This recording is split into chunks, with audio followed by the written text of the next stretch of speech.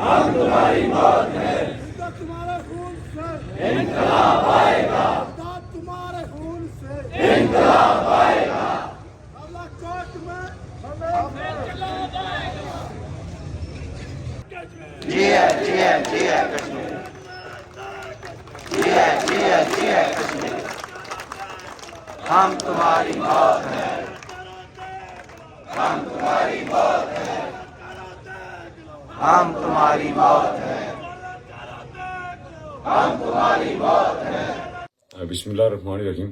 जैसा कि आप सारे अब आप जानते हैं कि इस वक्त आज़ाद जम्मू कश्मीर के अंदर पिछले 2 माह से यहाँ की आवाम अपने बुनियादी हकूक़ के लिए सड़कों पे है और एहतजाजी धरने दिए हुई है। और पाकिस्तानी फोर्सेस की जानिब से 5 जून से अब तक हमारे 100 के करीब अफराद को शहीद कर दिया गया, सैकड़ों को जख्मी कर दिया गया, इसी तरह हज़ारों को जेलों के अंदर पाबंद सलासल कर दिया गया। तो इसी एतबार से आज क्योंकि हमारा 27 जुलाई को लॉन्ग मार्च की कॉल थी और 27 जुलाई से आज 31 जुलाई तक एक बड़े पैमाने पे यहाँ पे शहादतें हुई, बड़े पैमाने पे हमारे साथियों को शहीद किया गया, जख्मी किया गया, स्ट्रेट फायर किए गए यहाँ पे पाकिस्तानी फोर्सेस ने। तो चूँकि हम समझते हैं कि इससे कबल मुजफ्फराबाद के अंदर बहुत बार कोशिश की गई, लेकिन वहाँ हालात का जबर इतना ताकतवर था, बहुत सारे अहबाब को गिरफ्तार कर दिया गया, शौकत नवाज साहब समेत बहुत सारे हमारे जो एक्टिविस्ट थे, जॉइंट अवामी एक्शन कमेटी मुजफ्फराबाद के अहबाब, उनको गिरफ्तार किया गया और बहुत सारों को जो है पाबंद सलासल करके और साथ जो है एक वहाँ पे कर्फ्यू का जो समा और बड़ी फोर्सेस बड़ी तादाद में मौजूद थी और जबरन जो है लोगों की शॉप्स खुलवाई जा रही थी।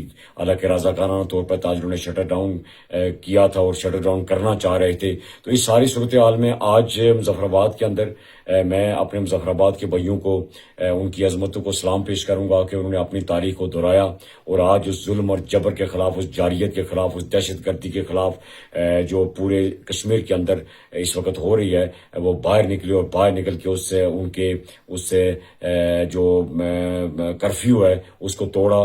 कर्फ्यू को तोड़ते हुए शहर के अंदर एहतियात का सिलसिला शुरू किया। तो इस मौके पे एहतियात करना हर शहरी का बुनियादी हक है। जो हमारे वहाँ पे शहादतें हुई हैं, हम उन शहदा को, ان کو خراج عقیدت پیش کرتے ہیں. یہ شہداء ہمارے ماتھے کا جومر ہیں. پوری ریاست کے اندر جتنے بھی شہداء ہیں وہ سارے ہمارے قومی ہیروز ہیں.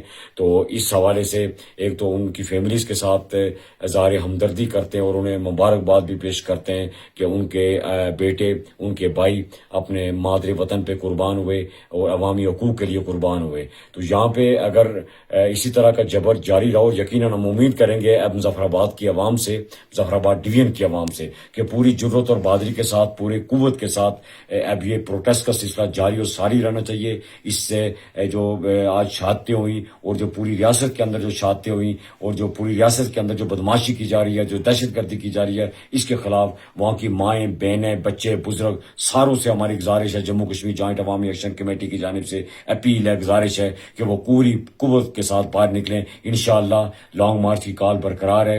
ابھی وقتی طور پر ہم نے لانگ مارچ کو مؤخر کیا ہے, لیکن اگر کوئی مذاکرات یا اس طرح کی کوئی پیش رفت نہ ہوئی تو ہم اپنی لانگ مارچ کی کال اپنی عوام کو لاکھوں کی تعداد میں انشاءاللہ مظفر آباد کا رخ کریں گے. مظفر آباد کے اب آپ انتظار کیجیے گا. انشاءاللہ ہم آئیں گے, مظفر آباد آئیں گے, اپنا پرامن احتجاج کرتے ہوئے مظفر آباد آئیں گے. شکریہ. کا طریقہ کیا ہے؟ دونوں طریقے ہیں. ایک ہم مرتے مرتے وہاں تک پہنچ جائیں گے, آدھے مر بھی گئے تو آدھے انشاءاللہ وہاں پہنچ جائیں گے اور حکومت دے لیں گے. اور دوسرا طریقہ ہے, لیکن اس میں تم بھی نہیں بچنے والے حکمران, پھر حکمران بھی نہیں بچنے والے. اس کا دوسرا طریقہ یہ ہے جمہوری طریقہ, یہ ہے کہ لوگوں کو دوبارہ ری الیکشن کرو, لوگوں کو انتخابات کا موقع دو, لوگ منتخب کریں گے, لوگ اپنی حکومت منتخب کریں گے. لوگ دن بھر سے 9 سیٹیں لے کے آئیے, نون لیگ ہمیشہ 4 دروازوں سے آتی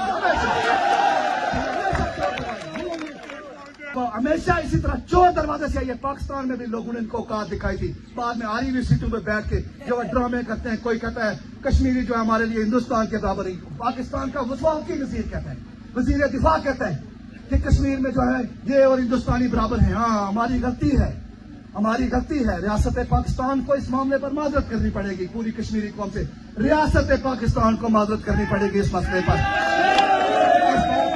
نہیں تو ہمیں بتاؤ, ہمیں نہیں شوق تمہاری طرف آنے کا, نہیں آئیں گے, کوئی نہیں آئے گا. ایسے حالات میں, ایسے ملک میں جہاں قانون نہیں, آئین نہیں, کسی شہریوں کی سنوائی, وہاں کون آتا ہے؟ کوئی نہیں آتا ایسا. اب گزارش کیا ہے, گزارش کیا ہے؟ حال یہ ہے, ہم نون لیگ سے کہنا چاہتے ہیں, ان لوگوں سے کہنا چاہتے ہیں جو یہ سمجھتے ہیں کہ وہ عوامی نمائندے ہیں, جو یہ سمجھتا ہے کہ وہ عوامی حکمران ہے.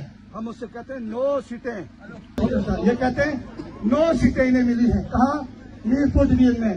میں کہتا ہوں آپ دوبارہ ری الیکشن کروائیے اور عوام کو ووٹ کا موقع دیجیے, لوگوں کو منتخب کرنے کا موقع دیجیے. تمہیں اگر ڈڈو بھی مل گیا نا تو بات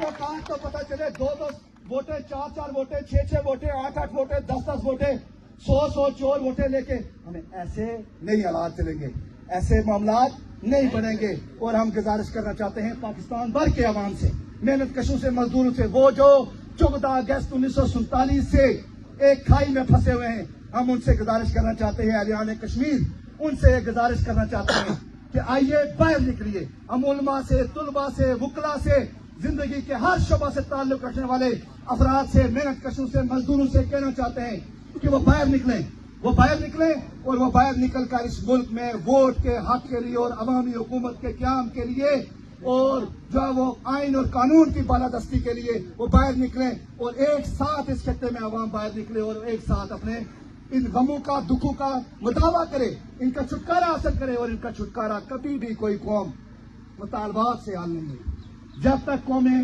عوامی حکومت قائم نہیں کرتی, قومیں تبدیل نہیں ہوتی, قوموں کے حالات تبدیل نہیں ہوتے, یہ معاملات تبدیل نہیں ہوتے. ورنہ ایک کے بعد دوسرا مطالبہ, دوسرے کے بعد تیسرا مطالبہ. اب مطالبہ ہمارے پاس اپنی حکومت کا ہونا چاہیے اور اپنی حکومت کا ہی ہوگا انشاءاللہ تعالی. اور اس میں آپ سارے احباب, سارے جتنے بھی احباب ہیں, سب سے عوامی راج, عوامی راج, عوامی راج, عوامی راج, عوامی راج, عوامی راج.